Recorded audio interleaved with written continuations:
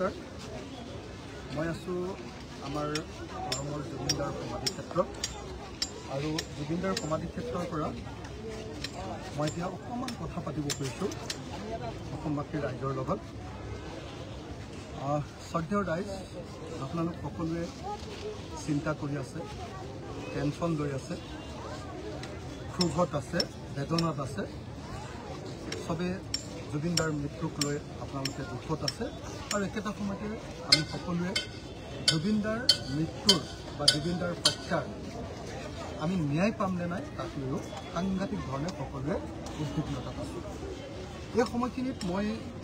জুবিনদাৰ মৃত্যুৰ যি তদন্ত বা হত্যাৰ যিটো তদন্ত চলি আছে এই সম্পৰ্কে অকণমান মোৰ নিজৰ যিটো দৃষ্টিভংগী, যিটো অভিমত, মোৰ যিটো নিজৰ মতামত, সেই মতামতটো আপোনালোকৰ সন্মুখত জনাব খুজিছোঁ। আপোনালোকক প্ৰথমতে এটা কথা কৈ লওঁ, মই বহুত কেছৰ মালিক, মোৰ ওপৰত বহুত কেছ যে লাগি আছে নিশ্চয় আপোনালোকে জানে, যে মই মোৰ ওপৰত বহুত কেছ লাগি আছে। সেইকাৰণে মই বহুত কেছ লগাৰ কাৰণে মোৰ অলপ এই সম্পৰ্কে অলপ অভিজ্ঞতা আছে। জুবিনদাৰ মৃত্যুৰ পাছত বা হত্যাৰ পাছত মই চেষ্টা কৰিছিলোঁ যে বিদেশত হোৱা গোচৰ এটাৰ ক্ষেত্ৰত কেনেকুৱা ধৰণৰ তদন্ত হ'ব, এটা মই চেষ্টা কৰিছিলোঁ। এই চেষ্টা যেতিয়া কৰিছিলোঁ, কৰোঁতে মই যিখিনি পালোঁ সেই সম্পৰ্কে আপোনালোকক অকণমান জনাব খুজিছোঁ আৰু এতিয়া যিটো তদন্ত চলি আছে এই তদন্তটোত কি হ'ব এই সম্পৰ্কে মই আপোনালোকক অকণমান জনাব খুজিছোঁ। প্ৰথম, আজিকালি BNSS বুলি কয়, ভাৰতীয় ন্যায় সংহিতা। ভাৰতীয় ন্যায় সংহিতা 2023 মতে বিদেশত যদি কিবা এটা ঘটনা ঘটে তেতিয়াহ'লে তাৰ ছেকশ্যন 208 অনুসৰি তাত এটা প্ৰভিজো আছে যাক নন অবষ্টেণ্টিভ ক্লজ বুলি কোৱা হয়, যিটো ক্লজত অতি স্পষ্টভাৱে কৈছে, এইটো মই 208ৰ নন অবষ্টেণ্টিভ ক্লজটো 1 মিনিটৰ কাৰণে গাই দিছোঁ। Provided that notwithstanding anything in any of the preceding sections of this chapter, no such offence shall be inquired into and tried in India except with the previous sanction of central government. যদি বিদেশত কিবা এটা এনেকুৱা ঘটনা ঘটে তাৰ enquiry, তাৰ তদন্ত আৰু তাৰ ট্ৰায়েল, কোৰ্টত তাৰ বিচাৰ, ইয়াৰ কাৰণে চেণ্ট্ৰেল গভৰ্ণমেণ্টৰ প্ৰিভিয়াছ চেংচন, আগতীয়াকৈ অনুমতি লৈ ল'ব লাগে। সেইকাৰণে প্ৰথম মই ভাবোঁ যে আমাৰ জুবিনদাৰ গোচৰটো চলাবলৈ হ'লে আমাৰ অসম চৰকাৰে কেন্দ্ৰীয় চৰকাৰৰ ওচৰত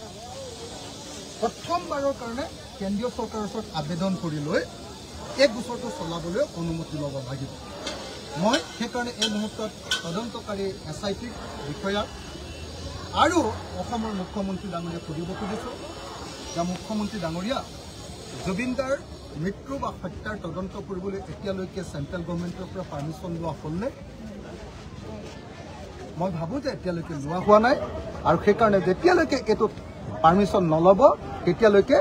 এই যি এনকুৱাৰী আৰু এই যিটো ট্ৰায়েল, এই ট্ৰায়েল আৰু এনকুৱাৰী এইটো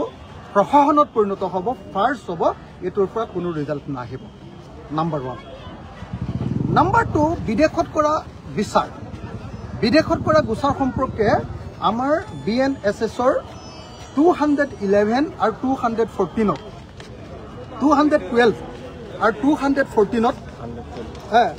মানে 114 নহয়, 112 আৰু 114, 112 আৰু 114 ছেকশ্যন, এয়া 114 আৰু এইটো হ'ল 112। 112 letter of request to competent authority for investigation in a country or place outside India. বাহিৰৰ দেশত যদি কেনেবাকৈ এনেকুৱা ঘটনা ঘটে, প্ৰথম কথাটো হ'ল যে লেটাৰ অফ ৰিকুৱেষ্ট পঠিয়াব লাগিব টু কম্পিটেণ্ট অথৰিটি। ক'লৈ পঠিয়াব লাগিব? তালৈ, ক'লৈ? যে আপোনাৰ ছিংগাপুৰলৈ তাৰ কম্পিটেণ্ট অথৰিটিলৈ আমি চিঠি পঠিয়াব লাগিব। আৰু চিঠি পঠোৱা, আপুনি ইয়াত যদি পঢ়ি চায় যে চিঠি পঠোৱাৰ এজেঞ্চিটো কি? চিঠি পঠোৱাৰ এজেঞ্চিটো হ'ল আমাৰ বৰ্ষী পৰিক্ৰমা বিভাগ। কি বুলি কয় ইংৰাজীত? এক্সটাৰ্নেল মিনিষ্ট্ৰীয়ে প্ৰথমতে গোটেই কেছটো যে এইটো এটা সঁচাকৈ এটা সন্দেহযুক্ত কেছ, তাৰ তথ্য, তাৰ প্ৰমাণ, তাৰ ষ্টেটমেণ্ট এইবিলাক ধুনীয়াকৈ লিখি তাৰ পাছত এই আটাইবিলাকক লৈ ছিংগাপুৰ চৰকাৰলৈ লেটাৰ অফ ৰিকুৱেষ্ট পঠিয়াব লাগে। কিন্তু লেটাৰ অফ ৰিকুৱেষ্ট পঠিয়ালেও কাম নহ'ব যদিহে লেটাৰ অফ ৰিকুৱেষ্টৰ লগত কোৰ্টৰ কোনো অৰ্ডাৰ নাথাকে, কোৰ্টৰ অৰ্ডাৰ। সেইকাৰণে এইটো অত্যন্ত গুৰুত্বপূৰ্ণ কথা, অত্যন্ত গুৰুত্বপূৰ্ণ কথা যে জুবিনদাৰ যদি সঁচাকৈ ন্যায় বিচাৰোঁ তেতিয়াহ'লে আমি লেটাৰ অফ ৰিকুৱেষ্ট পঠিয়ালে নহ'ব। লেটাৰ অফ ৰিকুৱেষ্ট পঠিওৱাৰ লগে লগে আমি কোৰ্টৰ অৰ্ডাৰ পঠিয়াব লাগিব তালৈ। কোৰ্টে ক'ব লাগিব যে হয় সেই মানুহকেইজনক এনকুৱাৰী অন্তৰ্ভুক্ত কৰা হওক। যেতিয়ালৈকে কোৰ্টে নক'ব তেতিয়ালৈকে লেটাৰ অফ ৰিকুৱেষ্ট পঠিয়ালেও ছিংগাপুৰ গভৰ্ণমেণ্টে আমাক এই গোচৰটোত সহায় নকৰিবও পাৰে। ছিংগাপুৰ গভৰ্ণমেণ্টে আমাক এই গোচৰটোত সহায় কৰিবৰ কাৰণে দুখন আইন আছে, দুখন আইন। এই দুখন আইনৰ ভিতৰত এখনক কোৱা হয় আপোনাৰ দ্য এক্সট্ৰাডিশ্যন এক্ট 1962, দ্য এক্সট্ৰাডিশ্যন এক্ট 1962, আৰু আনখনক কোৱা হয় যে আমাৰ বেলেগ বেলেগ দেশৰ লগত যিটো সম্পৰ্ক এই মানে যিটো হেৰি থাকে, মানে কিবা বস্তু এটা ঘূৰাই পাবৰ কাৰণে আমি যিটো লাগে এইটো কি বুলি কয়,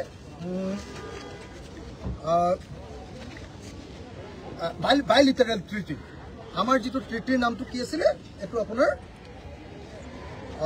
আমাৰ ট্ৰিটিটোৰ নামটো যে আমাৰ তেনেকুৱা 35খনমান দেশৰ লগত আমাৰ ট্ৰিটি আছে, আৰু সেই ট্ৰিটিটো আমাৰ থাকিব লাগিব, সেই চুক্তিটো থাকিব লাগিব। আৰু আপোনালোকে জানে যে সেই ট্ৰিটিটো আমাৰ আছে ছিংগাপুৰ গভৰ্ণমেণ্টৰ লগত। গতিকে এই যে ট্ৰিটি, সেই ট্ৰিটি থাকিবই লাগিব, ট্ৰিটি আছে। গতিকে সেই গভৰ্ণমেণ্টে আমাক দিবলৈ বাধ্য, তেওঁলোক দিব। কিন্তু দিবৰ কাৰণে আমি আন এখন এক্ট ইউজ কৰিব লাগিব, এক্সট্ৰাডিশ্যন এক্ট 1962। আৰু 1962 এপ্লাই কৰিলে নহ'ব, এইটো কাৰ চেনেলে যাব লাগিব, এক্সটাৰ্নেল এফেয়াৰ মিনিষ্ট্ৰীৰ জৰিয়তে যাব লাগিব, আমাৰ বহি পৰিক্ৰমা বিভাগৰ জৰিয়তে এই বস্তুটো যাব লাগিব। আৰু এই ক্ষেত্ৰত মানুহ ধৰি আনিবৰ কাৰণে আমি ইণ্টাৰপলৰ ৰেড কৰ্ণাৰ নটিচ ব্যৱহাৰ কৰিব পাৰোঁ। ইণ্টাৰপলৰ ৰেড কৰ্ণাৰ নটিচ, অৰ্থাৎ ইণ্টাৰপলৰ ইণ্টাৰপলক আমি ব্যৱহাৰ কৰিব পাৰোঁ। ইণ্টাৰপলৰ যদি ৰেড কৰ্ণাৰ নটিচ যদি আমি পঠিয়াব পাৰোঁ তেতিয়াহ'লে ইণ্টাৰপলে তেওঁলোকক ধৰি আনিব পাৰে। এতিয়া ইণ্টাৰপলক ধৰি আনিবৰ কাৰণে, ইণ্টাৰপলৰ জৰিয়তে ধৰি আনিবৰ কাৰণে 114 ছেকশ্যন 114 যদি আপোনালোকে চায়, তাত লিখি থোৱা আছে assistance in securing transfer of person. মানুহ এজনক ধৰি আনিবৰ কাৰণে, তাৰ পৰা লৈ আহিবৰ কাৰণে কি ব্যৱস্থা আছে, সেই কথাটো লিখি থোৱা আছে। কি সেই কথাটোত লিখি থোৱা আছে আপোনালোকে যদি চায়, whereas a court in India in relation to a criminal matter desires that a warrant for arrest of any person to attend or produce a document or other things issued by it shall be executed any place in a contracting state, it shall send such warrant in duplicate in such form to such court, judge or magistrate through such authority as the central government may by notification specify in this behalf so and so. গতিকে যদি মানুহজনক ধৰি আনিবলৈ হয় ছিংগাপুৰৰ পৰা, তেতিয়াহ'লে আমাৰ এই কোৰ্টৰ পৰা তাৰ ইম্পৰ্টেণ্ট কোৰ্টলৈ, তাৰ যিখিনি মানে কি কনচাৰ্ণ কোৰ্টলৈ আমাৰ ইয়াৰ পৰা ৰিকুৱেষ্ট যাব লাগিব, আৰু কনচাৰ্ণ কোৰ্টে তাতে অনুমতি দিব লাগিব, আৰু তাৰপাছত ইয়ালৈ আমাক লৈ আহিব পাৰে। এতিয়া মই দ্বিতীয়তে সেইকাৰণে আপোনালোকক সুধিব খুজিছোঁ, মই প্ৰথম সুধিবলৈ খুজিছিলোঁ যে এতিয়ালৈকে 208 অনুসৰি, 208 BNSSৰ 208 অনুসৰি এতিয়ালৈকে চেণ্ট্ৰেল গভৰ্ণমেণ্টৰ পাৰ্মিশ্যন লোৱা হ'লনে? প্ৰিভিয়াছ চেংচন দেই, পিছত ল'লে নহ'ব, প্ৰিভিয়াছ মানে এনকুৱাৰী কৰাৰ আগতে বা ট্ৰায়েল কৰাৰ আগতে প্ৰিভিয়াছ চেংচন ল'ব লাগে, নাম্বাৰ 1। 2, মই আকৌ ক'লোঁ যে আপোনাৰ ছেকশ্যন 111 অনুসৰি আপোনালোকক দেখুৱাইছিলোঁ, 112 অনুসৰি আপোনালোকক দেখুৱাইছিলোঁ যে 112 অনুসৰি আমাৰ লেটাৰ অফ ৰিকুৱেষ্ট পঠিয়াব লাগিব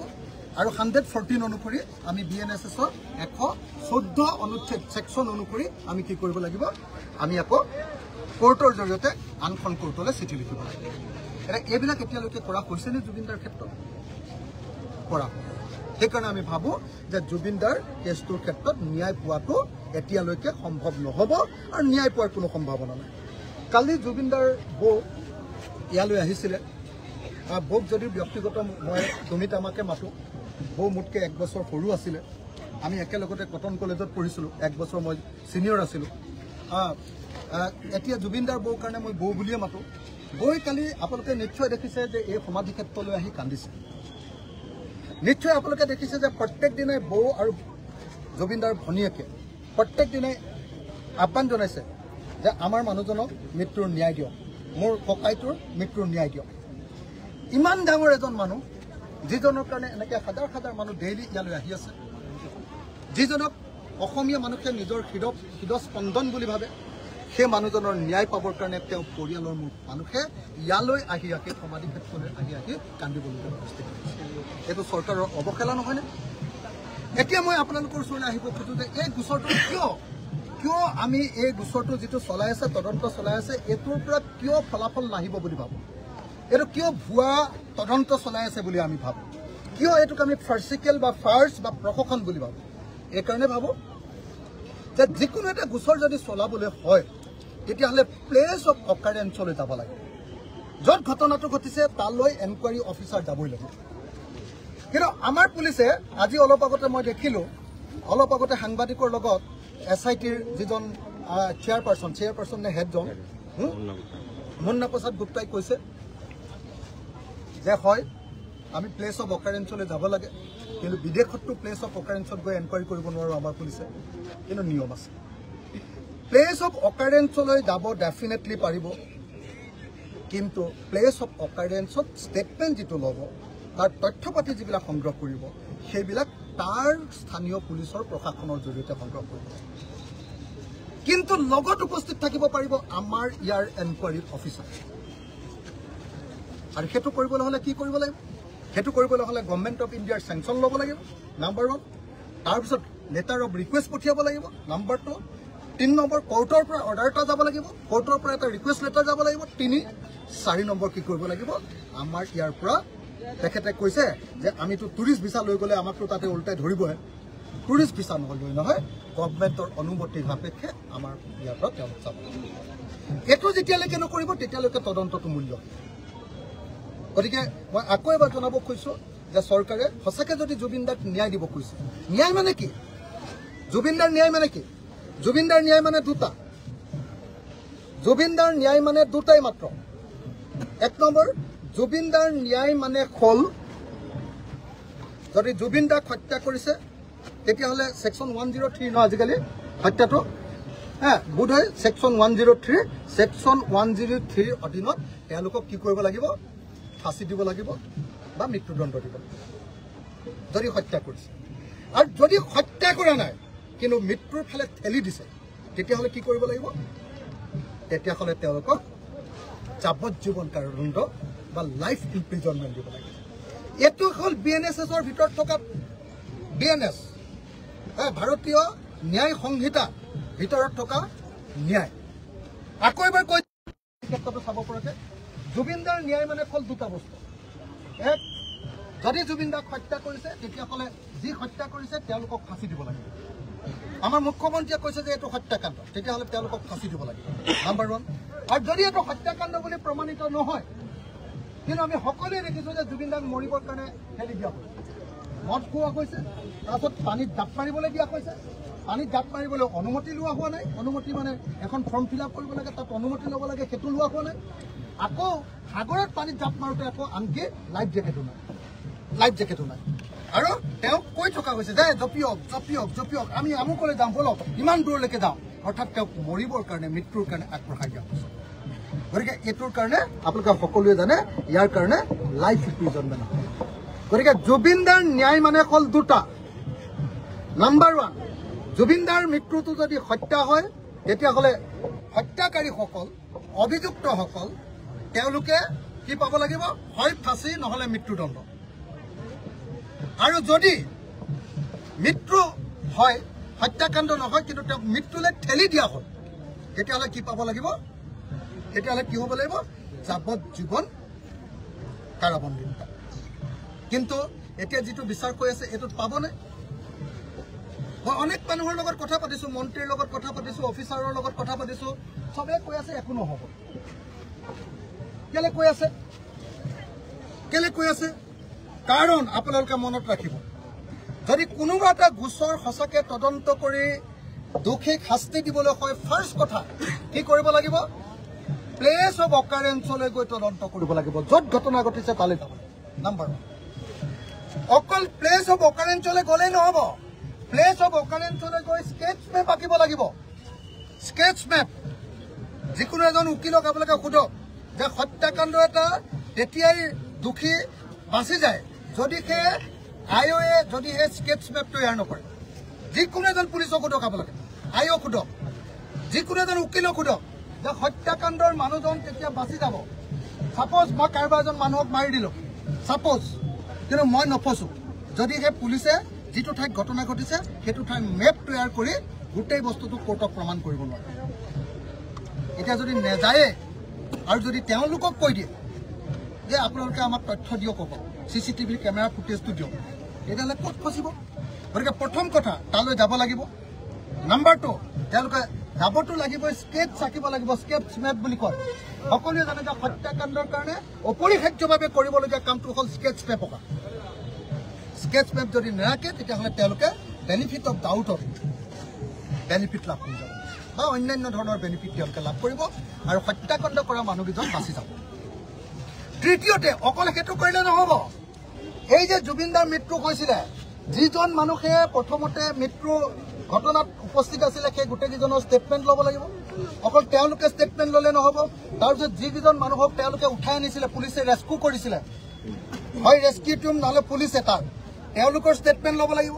অকল ৰেস্কিউ টিমক ষ্টেটমেণ্ট ল'লে নহ'ব এম্বুলেন্সত যদি উঠাইছিলে এম্বুলেন্সৰ ষ্টেটমেণ্ট ল'ব লাগিব যিখন জাহাজ বা ইয়াটছত উঠাইছিলে সেই ইয়াটখনৰ কেপ্টেইন আৰু তাৰ কৰ্মচাৰীবিলাকৰ মানে হেৰি ল'ব লাগিব ষ্টেটমেণ্ট ল'ব লাগিব তাৰপিছত যি ডাক্তৰে চাইছিলে ডাক্তৰৰ হেৰি ল'ব লাগিব যি ডাক্তৰে চাইছিলে তেওঁলোকৰ ল'ব লাগিব আৰু যি মেডিকেল চাৰ্টিফিকেট দিছিলে যি পোষ্টমৰ্টেম ৰিপৰ্ট দিছিলে তেওঁলোকৰো ষ্টেটমেণ্ট ল'ব লাগিব এইবিলাকৰ ষ্টেটমেণ্ট ল'ব লাগিব যদি এইবিলাক ষ্টেটমেণ্ট নলয় পৃথিৱীৰ কোনো গোচৰত কোনেও কাকো গ্ৰেপ্তাৰ কৰিব নোৱাৰে কোনেও কাকো শাস্তি দিব নোৱাৰে এতিয়া যিটো হৈ আছে সেইটো হ'ল কি জানেনে সেইটো হ'ল তদন্ত সময়ছোৱাত কেইদিনমানৰ কাৰণে জেল হাজতত ৰখা কেইদিনমানৰ কাৰণে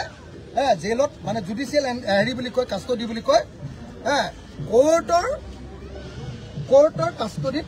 মাত্ৰ কেইদিনমানৰ কাৰণে ৰখা মই আপোনালোকক গেৰাণ্টি দিছোঁ আৰু এইটো মই জুবিন গাৰ্গৰ সমাধি ক্ষেত্ৰত গেৰাণ্টি দিছোঁ কি বুলি গেৰাণ্টি দিছোঁ বৰ্তমান যিটো তদন্ত চলি আছে এই তদন্তত জুবিন দাই ন্যায় নাপায় মই আপোনালোকক গেৰাণ্টি দিছোঁ এইটো হয় নে নহয় আপোনালোকে চাব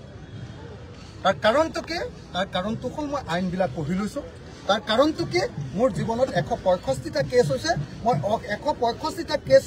এই যে যুঁজি আছোঁ তাৰ অভিজ্ঞতাৰ পৰা মই কৈছোঁ যে জুবিন গাৰ্গৰ মৃত্যু বা হত্যাকাণ্ডৰ জগৰীয়াসকলে কোনোপধ্যে এইবাৰ শাস্তি নাপায় তেওঁলোকৰ ওপৰত শাস্তি ঘোষিত নহয় তেওঁলোকে ট্ৰায়েলত জিকি যাব আৰু সেইকাৰণে আপোনালোকে নিশ্চয় গম পাইছে যে শ্যামকানু মহন্ত নামৰ মানুহজনে প্ৰথমতে অসম পুলিচলৈ ভয় কৰি অসমত হাল্লা হ'ব বুলি ভাবি তেওঁ এনকুৱাৰীটো চিবিআইলৈ নিব খুজিছিল কিন্তু যেতিয়া গম পালে অসম পুলিচৰ গোটেই এনকুৱাৰীটোৱে 2 নম্বৰী এইটোৰ পৰা আমি বাচি যাম আমি একুইটেল পাম সেইকাৰণে লগে লগে তেওঁ সুপ্ৰিম কোৰ্টৰ পৰা কেছটো উঠাই ল'লে কেছটো তেওঁ উঠাই ল'লে কিয় তেওঁ কেছটো উঠাই লোৱাৰ প্ৰধান কাৰণটো হ'ল কি জানেনে তেওঁ কেছটো উঠাই লোৱাৰ প্ৰধান কাৰণটো হ'ল কাৰণ তেওঁ বাচিব বুলি ইতিমধ্যে গম পাই গৈছে সেইকাৰণে মই আপোনালোক সকলোকে অনুৰোধ কৰিব খুজিছোঁ সেই অসমবাসী ৰাইজ আপোনালোকক সকলোকে অনুৰোধ কৰিব খুজিছোঁ জুবিন দাৰ ন্যায় মানে হ'ল দুটা ঘটনা জুবিন দাক যদি হত্যা কৰিছে তেতিয়াহ'লে হত্যাকাৰীসকলৰ ফাঁচি বা মৃত্যুদণ্ড আৰু যদি হত্যা কৰা নাই তেওঁক মৃত্যুলৈ ঠেলি দিয়াটো আমি সকলোৱে দেখিছোঁ গতিকে মৃত্যুলৈ ঠেলি দিয়াৰ কাৰণে যাৱজ্জীৱন কাৰাদণ্ড আৰু বৰ্তমান চৰকাৰে যিটো তদন্ত কৰি আছে এইটো কোনো পৰ্যায়ে দোষীবিলাক শাস্তিৰ সন্মুখীন নহয় মই এইটো আপোনালোকক গেৰাণ্টি দি কৈছোঁ সেইকাৰণে আমি বাৰম্বাৰ দাবী জনাই আহিছোঁ যে এই গোচৰ CBIক দিব লাগে CBIয়ে ছিংগাপুৰৰ লগত কথা পাতি এই তদন্ত কৰিব পাৰিব আমাৰ অসম পুলিচে একো কৰিব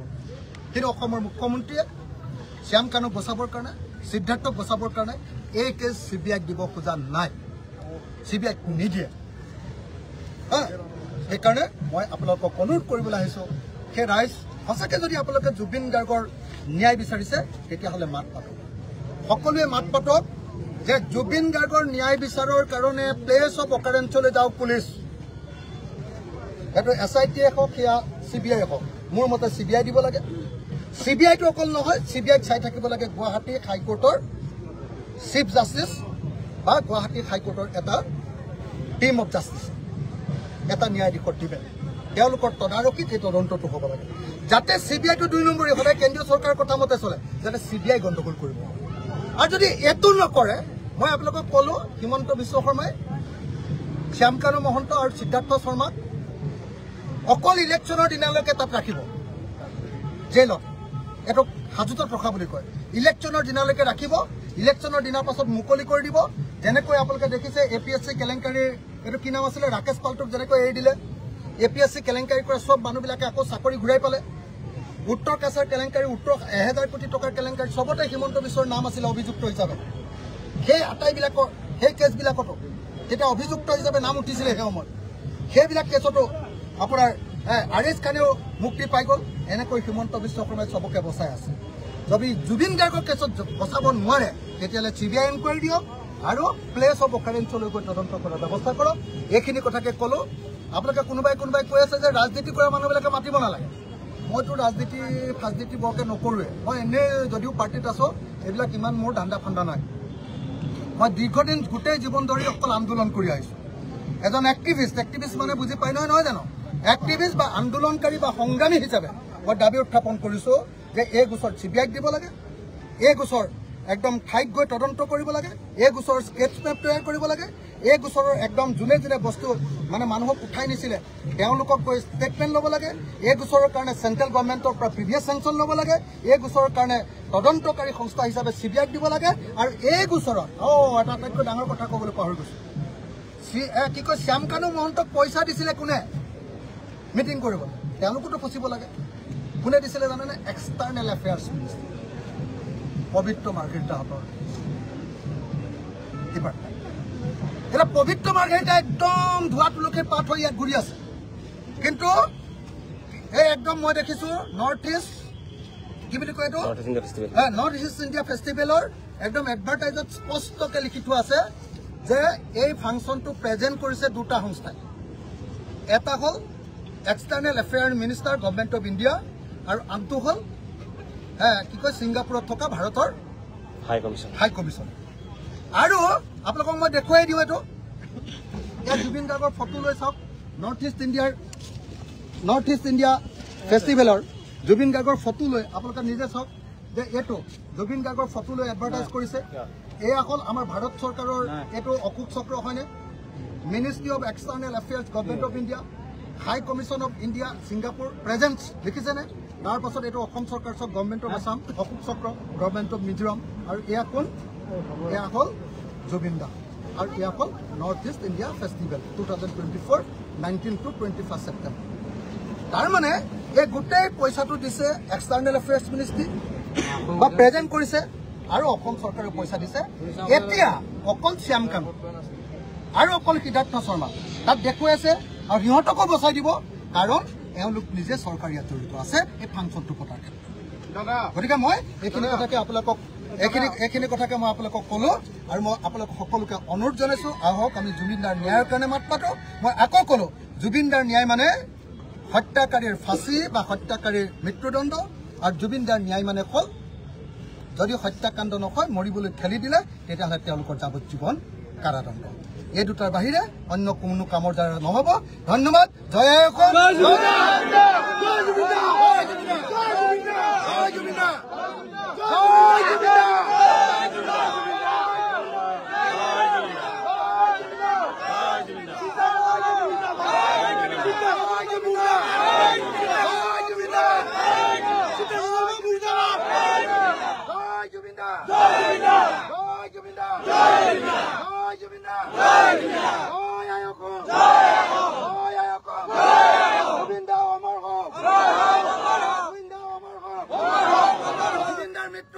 বিচাৰ লাগিবই গোবিন্দাৰ মৃত্যুৰ ন্যায় বিচাৰ লাগিবই বিজেপি চৰকাৰ মুৰ্দাবাদ বিজেপি চৰকাৰ মুৰ্দাবাদ বিজেপি চৰকাৰ মুৰ্দাবাদ।